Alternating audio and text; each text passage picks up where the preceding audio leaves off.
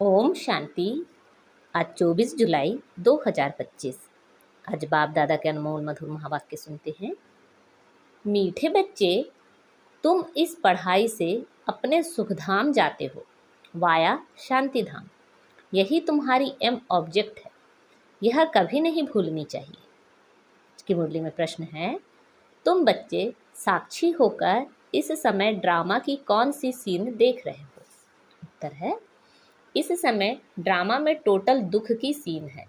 अगर किसी को सुख है तो भी अल्पकाल काग विष्टा समान, बाकी दुख ही दुख है। तुम बच्चे अभी रोशनी में आए हो। जानते हो, सेकंड बाय सेकंड बेहद सृष्टि का चक्र फिरता रहता है। एक दिन ना मिले दूसरे से। सारी दुनिया की एक्ट बदलती रहती है, नई सीन चलते रहती है। आज की मुरली में गीत बजा है, जो पिया के साथ है। ओम शांति। एक बाप स्वधर्म में टिके हुए हैं, दूसरा बच्चों को भी कहते हैं अपने स्वधर्म में टिको और बाप को याद करो।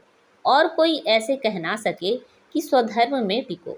तुम बच्चों की बुद्धि में निश्चय है। निश्चय बुद्धि विजयंती। वही विजय पाएंगे। काहे की विजय पाएंगे? बाप के वर्षे की। स्वर्ग में जाना, यह है बाप के वर्षे की विजय पाना। बाकी है पद के लिए पुरुषार्थ। स्वर्ग में जाना तो जरूर है। बच्चे जानते हैं यह छीछी दुनिया है, बहुत अथाह दुख आने वाले हैं। ड्रामा के चक्र को भी तुम जानते हो। अनेक बार बाबा आया हुआ है पावन बनाए सभी आत्माओं को मच्छरों सदृश से ले जाने, फिर खुद भी निर्वाण धाम में जाकर निवास करेंगे। बच्चे भी जाएंगे। तुम बच्चों को यह तो खुशी रहनी चाहिए। इस पढ़ाई से हम अपने सुखधाम जाएंगे, वाया शांति धाम। यह है तुम्हारी एम ऑब्जेक्ट। यह भूलनी नहीं चाहिए। रोज रोज सुनते हो, समझते हो। हमको पतित से पावन बनाने के लिए बाप पढ़ाते हैं। पावन बनने का सहज उपाय बताते हैं याद का। यह भी नई बात नहीं, लिखा हुआ है। भगवान ने राजयोग सिखाया, सिर्फ भूल यह कर दी है जो श्री कृष्ण का नाम डाल दिया है। ऐसे भी नहीं है बच्चों को जो नॉलेज मिल रही है वह गीता के सिवाय और कोई शास्त्र में होगी। बच्चे जानते हैं कोई भी मनुष्य की महिमा है नहीं जैसे बाप की है। बाप ना आए तो सृष्टि का चक्र ही ना फिरे। दुखधाम से सुखधाम कैसे बने? सृष्टि का चक्र तो फिरना ही है। बाप को भी जरूर आना ही है। बाप आते हैं सबको ले जाने, फिर चक्र फिरता है। बाप ना आए तो कलयुग से सतयुग कैसे बने? बाकी यह बातें कोई शास्त्रों में नहीं है, राजयोग है ही गीता में। अगर समझें भगवान आबू में आया है तो एकदम भागे मिलने के लिए। सन्यासी भी चाहते तो हैं ना कि भगवान से मिले। पतित पावन को याद करते हैं वापस जाने के लिए। अभी तुम बच्चे पदमा पदम भाग्यशाली बन रहे हो। वहाँ अथाह सुख होते हैं। नई दुनिया में जो देवी देवता धर्म था वह अभी नहीं है। बाप दैवी राज्य की स्थापना करते हैं ब्रह्मा द्वारा। यह तो क्लियर है। तुम्हारी एम ऑब्जेक्ट ही यह है, इसमें संशय की बात ही नहीं। आगे चलकर समझ ही जाएंगे। राजधानी जरूर स्थापन होती है। आदि सनातन देवी देवता धर्म है। जब तुम स्वर्ग में रहते हो तो इनका नाम ही भारत रहता है। फिर जब तुम नर्क में आते हो तब हिंदुस्तान नाम पड़ता है। यहाँ कितना दुख ही दुख है।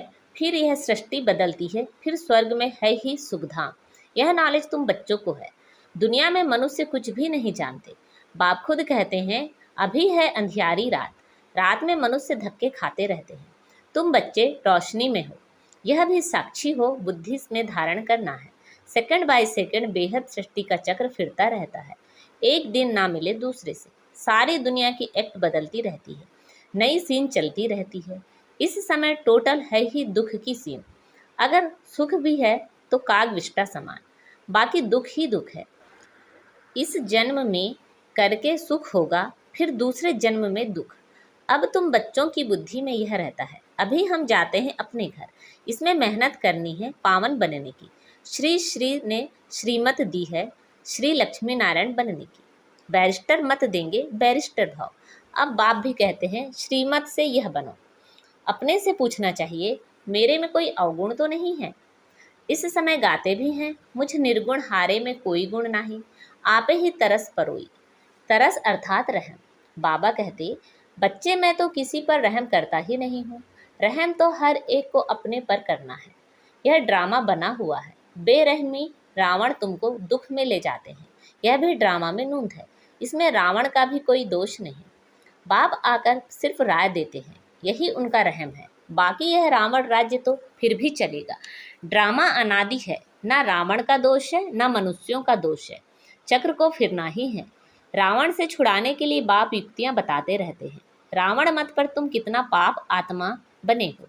अभी पुरानी दुनिया है, फिर जरूर नई दुनिया आएगी। चक्र तो फिरेगा ना। सतयुग को फिर जरूर आना है। अभी है संगम युग। महाभारत लड़ाई भी इस समय की है। विनाश काले विपरीत बुद्धि विनश्यन्ति, यह होने का है। और हम विजयंती स्वर्ग के मालिक होंगे। बाकी सब होंगे ही नहीं, यह भी समझते हो। पवित्र होने बिगर देवता बनना मुश्किल है। अब बाप से श्रीमत मिलती है श्रेष्ठ देवता बनने की। ऐसी मत कभी मिल ना सके। श्रीमत देने का उनका पाठ है भी संगम पर। और कोई में तो यह ज्ञान ही नहीं है। भक्ति माना भक्ति, उनको ज्ञान नहीं कहेंगे।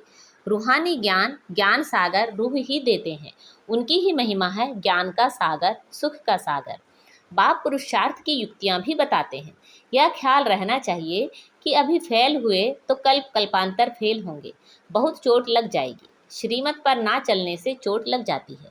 ब्राह्मणों का झाड़ बढ़ना भी जरूर है। इतना ही बढ़ेगा जितना देवताओं का झाड़ है।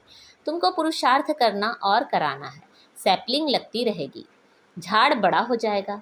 तुम जानते हो अभी हमारा कल्याण हो रहा है। पतित दुनिया से पावन दुनिया में जाने का कल्याण होता है। तुम बच्चों की बुद्धि का ताला अभी खुला है। बाप बुद्धिवानों की बुद्धि है ना। अभी तुम समझ रहे हो, फिर आगे चल देखना किस किस का ताला खुलता है। यह भी ड्रामा चलता है। फिर सतयुग से रिपीट होगा। लक्ष्मी नारायण जब तख्त पर बैठते हैं तब संवत शुरू होता है।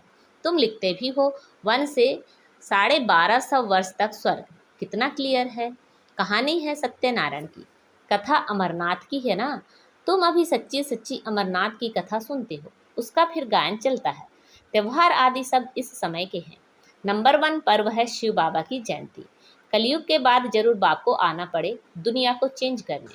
चित्रों को कोई अच्छी रीति से देखें, कितना पूरा हिसाब बना हुआ है। तुमको यह खातिरी है, जितना कल्प पहले पुरुषार्थ किया है उतना करेंगे जरूर। साक्षी हो, औरों का भी देखेंगे। अपने पुरुषार्थ को भी जानते हैं।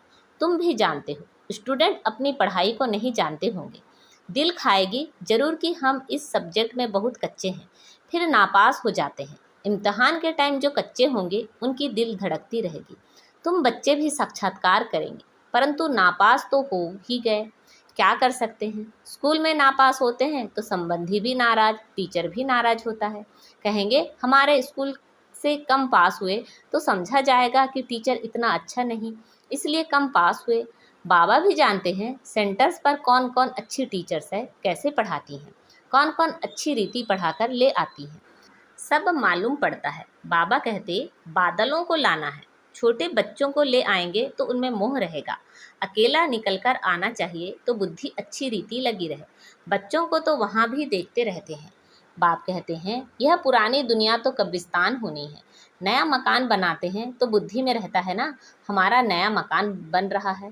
धंधा आदि तो कैसे करते रहते हैं, परंतु बुद्धि नए मकान तरफ रहती है। चुपकर तो नहीं बैठ जाते। वह है हद की बात, यह है बेहद की बात। हर कार्य करते हुए स्मृति रहे कि अभी हम घर जाकर फिर अपनी राजधानी में आएंगे तो अपार खुशी रहेगी। बाप कहते हैं बच्चे अपने बच्चों आदि की संभाल भी करनी है, परंतु बुद्धि वहाँ लगी रहे। याद ना करने से फिर पवित्र भी नहीं बन सकते। याद से पवित्र, ज्ञान से कमाई। यहाँ तो सब हैं पतित। 2 किनारे हैं। बाबा को खिवैया कहते हैं, परंतु अर्थ नहीं समझते। तुम जानते हो बाप उस किनारे ले जाते हैं। आत्मा जानती है हम अब बाप को याद कर बहुत नज़दीक जा रहे हैं। खिवैया नाम भी अर्थ सहित रखा है ना। यह सब महिमा करते हैं, नैया मेरी पार लगाओ। सतयुग में ऐसे कहेंगे क्या, कलयुग में ही पुकारते हैं। तुम बच्चे समझते हो, बेसमझ को तो यहाँ आना नहीं है। बाप की सख्त मना है। निश्चय नहीं तो कभी नहीं आना चाहिए। कुछ भी समझेंगे नहीं। पहले तो 7 रोज का कोर्स दो। कोई को भी 2 रोज में तीर लग जाता है। अच्छा लग गया तो फिर छोड़ेंगे थोड़े ही। कहेंगे हम 7 रोज और भी सीखेंगे। तुम झट समझ सकते हैं यह इस कुल का है। तेज बुद्धि जो होंगे वह कोई बात की परवाह नहीं करेंगे। अच्छा, एक नौकरी छूट जाएगी, दूसरी मिलेगी। बच्चे दिल वाले जो होते हैं उनकी नौकरी आदि छूटती ही नहीं है, खुद ही वंडर खाते हैं। बच्चियां कहती हैं हमारे पति की बुद्धि फेरो। बाबा कहते हैं मुझे मत कहो, तुम योग बल में रहे फिर बैठ ज्ञान समझाओ। बाबा थोड़े ही बुद्धि को फेरेंगे, फिर तो सभी ऐसे धंधे करते रहेंगे।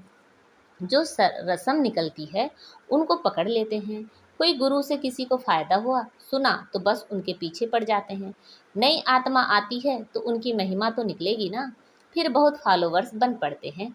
इसलिए इन सब बातों को देखना नहीं है, तुमको देखना है अपने को, हम कहाँ तक पढ़ते हैं। यह तो बाबा डिटेल में जैसे चिटचैट करते हैं, बाकी सिर्फ कह देते हैं बाप को याद करो। यह तो घर में भी रह सकते हो, लेकिन ज्ञान का सागर है तो जरूर ज्ञान भी देंगे ना। यह है मुख्य बात, मन मना भाव। साथ में सृष्टि के आदि मध्य अंत का राज भी समझाते हैं। चित्र भी तो इस समय बहुत अच्छे अच्छे निकलते हैं, उनका भी अर्थ बाप समझाते हैं। विष्णु की नाभि से ब्रह्मा को दिखाया है, त्रिमूर्ति भी है, फिर विष्णु की नाभि से ब्रह्मा, यह फिर क्या है?